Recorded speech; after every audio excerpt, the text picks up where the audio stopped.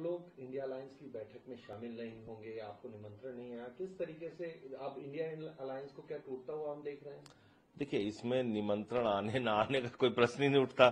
सवाल ये है कि भाई इंडिया गठबंधन लोकसभा चुनाव के लिए था, उसके बाद हमने हरियाणा का चुनाव अकेले लड़ा, हमने दिल्ली का चुनाव अकेले लड़ा, हम बिहार में चुनाव अकेले लड़ने जा रहे हैं, हमने पंजाब और गुजरात का उपचुनाव अकेले लड़ा।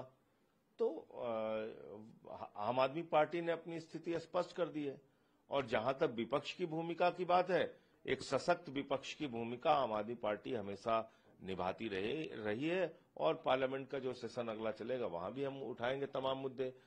दिल्ली में बुलडोजर चलाया गया, हमारे यूपी बिहार पूर्वांचल के लोगों के मकान और दुकान कुचले गए, उनको बर्बाद किया गया, उनको तहस नहस किया गया, ये मुद्दा उठाएंगे। उत्तर प्रदेश में 5,000 स्कूल बंद किए गए हैं, वो मुद्दा उठाएंगे। उत्तर प्रदेश के अंदर 27,000 नए ठेके खोल के मधुशालाओं को बढ़ावा दिया गया, पाठशालाओं को बंद किया गया, ये सवाल उठाएंगे। प्लेन क्रैश का मुद्दा उठाएंगे। ऑपरेशन सिंदूर में देश की किरकिरी कराने का काम मोदी जी ने किया। आज भी वो 4 खूंखार आतंकवादी कहाँ हैं जिन्होंने हमारी बहनों के माथे के सिंदूर उजाड़े, तो वो सवाल उठाएंगे।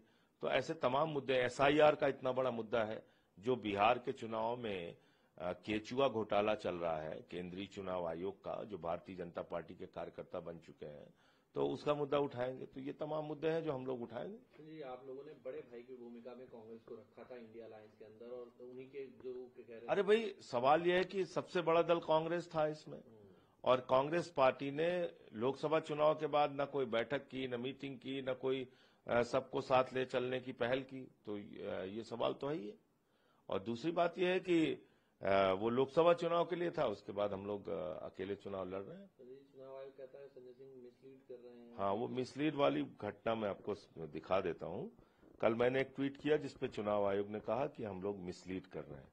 अब सवाल ये है कि मिसलीड कौन कर रहा है, ये देश को जानना चाहिए। ये BLO हैं बिहार की, रानी कुमारी जी। तो पहले इन्होंने दस्तखत किया रानी कुमारी, फिर यही BLO दस्तखत कर रही है चंद्र प्रकाश। तो आप इसका जांच करा लीजिए ना, अगर मैं झूठ बोल रहा हूं तो मुझे जेल में डाल दीजिए। रानी कुमारी चंद्र प्रकाश कैसे बन गई? रानी कुमारी BLO है और वो दस्तखत कर रही है चंद्र प्रकाश का। महिला जो है वो पुरुष बन गई, मतदाता बन गई। इसमें लिखा हुआ निशानी अंगूठा। अब आप बताइए, निशानी अंगूठा किसी पढ़े लिखे BLO के लिए थोड़ी लिखा जाएगा। पढ़े लिखे BLO के लिए निशानी अंगूठा थोड़ी लिखा जाएगा।